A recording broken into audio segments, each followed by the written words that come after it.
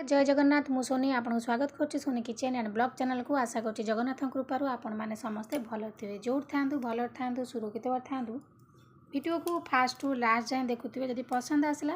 गोटे लाइक करेंगे फैन रही तो शेयर करेंगे आ चैनल जब नुआ अच्छा चैनल गोटे सब्सक्राइब करने तो डे नक चाहूँ स्टार्ट करवा आज टिप्स अच्छी आपणकर फेस को लेकिन मु आज जो रेमेडी आपन को देखेबी ये आपणकर फेस रु झाया झुरिया पिगमेंटेशन टैनिंग ता सहित आपण मुहर जो दाग थाए स्किन जब ड्राए हो जाए सब प्रकार प्रोब्लेम को दूर कर बयसर छाप स्किन जाक जाक हो स्किन को पूरा टाइट कर बहुत किसी प्रोब्लेम दूर कर ये जो रेमेडी मुझे आपको देखेबी आ सब जिनस आप आराम से घर ही पाइबे। तो देखो ये आम प्रथम जिनसटी नहीं जावा कोकोनट ऑयल नड़िया तेल आपणकर सबुठू बेस्ट मॉइस्चराइजर जिनस जोटा कि आपणकर स्किन को पूरा स्मूथ रखिबो ता सहित पूरा मॉइस्चर रखिबो स्किन पूरा सॉफ्ट रहिबो ग्लो करिबो बिल्कुल भी आपणकर फेस रे दाग देखा जिवो नहीं इंस्टेंट ग्लो करिया पे हेल्प करता है नड़िया तेल ता कोकोनट ऑयल ता सहित स्किन को पूरा मॉइस्चर रखिया पे आपणकर बेस्ट रेमेडी माने बेस्ट जिनस होची कोकोनट ऑयल। सबु टाइम रे आमे नड़िया तेल माने फेस रे लगै परिबा स्किन बहुत ग्लो करिबो। जय जगन्नाथ स्किन आपणकर मॉइस्चर रहिबो।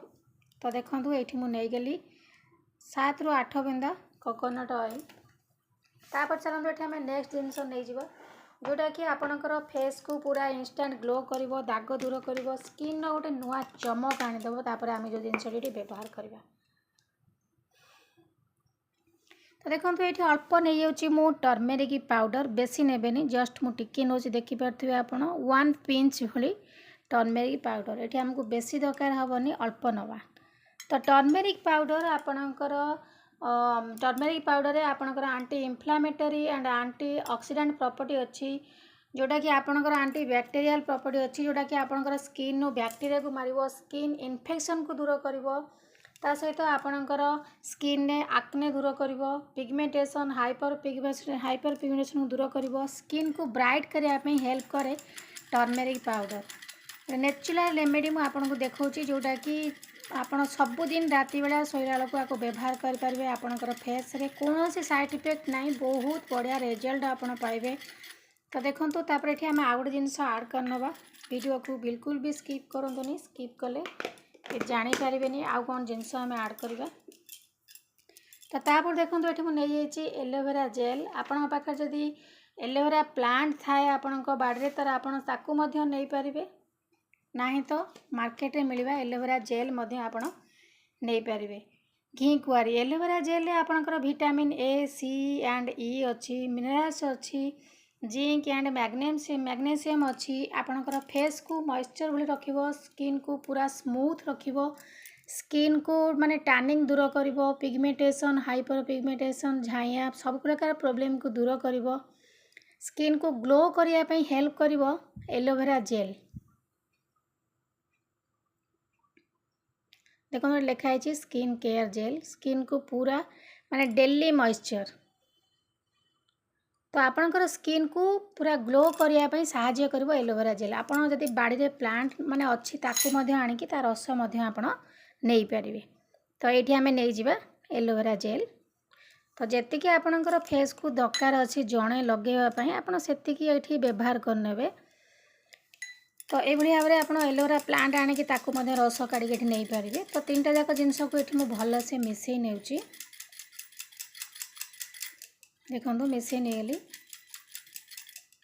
रेडी है एथर आपणकर ये जो फेस पैक टी आपण आपको प्रत्येक दिन लगेले भी कौन साइड इफेक्ट नहीं आपणकर फेस रे कौन साइड इफेक्ट पकेबनी आपणकर फेस को ग्लो करने हेल्प करिवो आ प्रत्येक माने पुओ पिला झील पिला ये रेमेडी लगे पारे कम बयसर पिलाने लगे पारे किसी खराब नहीं। तो चलतु ये आपन को मुझे लगे देखे नौ फेस रे मुँह को आप भल भाव में धोई ने ना मुहरे कौन मेकअप रखे ना कंचा क्षीर हो कि गोलाप जल साहाय्य फेस को भल भाव में पोछि ने पोछि सारापर जो रेमेडी मुझे आपको देखली बनईकी तो ताकू आपणकर फेस रे भल भाव में लगे नियंतु लगे सारापर किसी समय मसाज करनी तापर आपणकर फेस को नॉर्मल पानी रे धोई ने।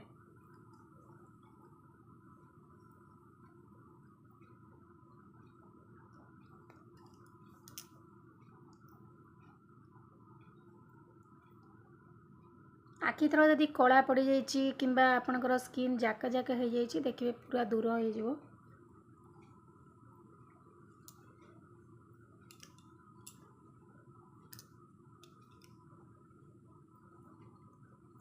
कौन सी मैला आपणकर फेस रही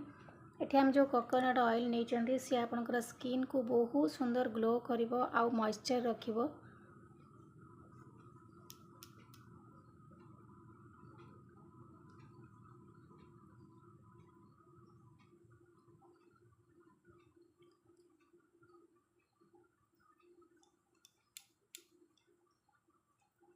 देखंतु ए भाई भाव लगे नि सबुआड़े लगे सारा पर टिके हल्का हल्का एमती मसाज करने।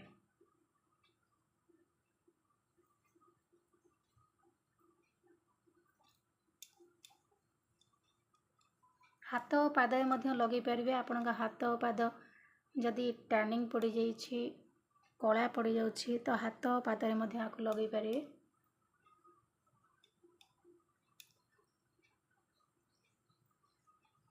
देखो ये मुझे लगे नहीं गली लगे सारापर किस समय रखी नवा तापर आम धोई नवा। एभली भाव में आप लगे देखूँ आपंकर स्किन चमक केते सुंदर भाव में आपंकर फेस ग्लो करुच्ची। तो आज भी विदाय नौ पुणी देखा आप सहित नेक्स्ट वीडियो से पर्यंत रोचे नमस्कार जय जगन्नाथ।